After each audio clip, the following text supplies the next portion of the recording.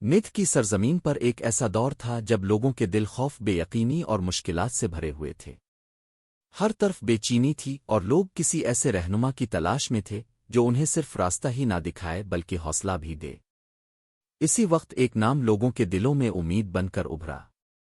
وہ تھا پیر پگارا۔ کہتے ہیں کہ ایک چھوٹے سے گاؤں میں ایک نوجوان اپنے خاندان کے ساتھ بہت مشکل زندگی گزار رہا تھا۔ گھر میں غربت تھی، حالات سخت تھے اور مستقبل اندھیرا لگتا تھا۔ وہ نوجوان اکثر سوچتا تھا کہ کیا اس کی زندگی کبھی بدل سکتی ہے۔ ایک دن اس نے اپنے بزرگوں سے پیر پگارا کے بارے میں سنا۔ اسے بتایا گیا کہ یہ وہ رہنما ہیں جن کے ماننے والے وفا، حوصلے اور سچائی کے راستے پر چلتے ہیں۔ نوجوان نے دل ہی دل میں فیصلہ کیا کہ وہ اپنی زندگی کو بدلنے کے لیے ان اصولوں کو اپنائے گا جن کی تعلیم پیر پگارا کے ماننے والے دیتے ہیں۔ سچ بولنا، وفا پر قائم رہنا، مشکل وقت میں ڈٹ جانا اور اپنے اصولوں پر کبھی سمجھوتا نہ کرنا۔ وقت گزرتا گیا، حالات ویسے ہی رہے لیکن نوجوان بدل گیا تھا۔ اب وہ مشکلوں سے گھبراتا نہیں تھا بلکہ انہیں ایک امتحان سمجھتا تھا۔ ایک دن گاؤں میں ایک بڑا مسئلہ آیا۔ لوگوں میں خوف پھیل گیا، ہر کوئی اپنی جان بچانے کی فکر میں تھا۔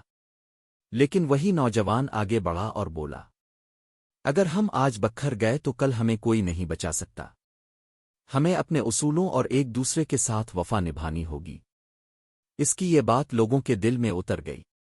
وہ سب ایک ہو گئے، خوف ختم ہونے لگا اور ہمت واپس آنے لگی۔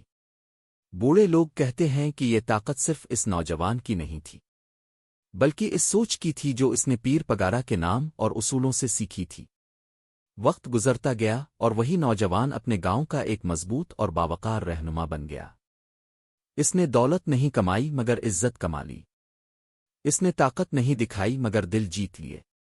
اور وہ اکثر کہتا تھا، میں نے زندگی میں سب سے بڑا سبق یہ سیکھا ہے کہ اصل طاقت کرسی یا دولت میں نہیں ہوتی۔ اصل طاقت وفا، حوصلے اور سچائی میں ہوتی ہے۔ مورل آف دی اسٹوری: اصل قیادت وہ ہے جو لوگوں کو جوڑ دے، توڑنے نہ دے۔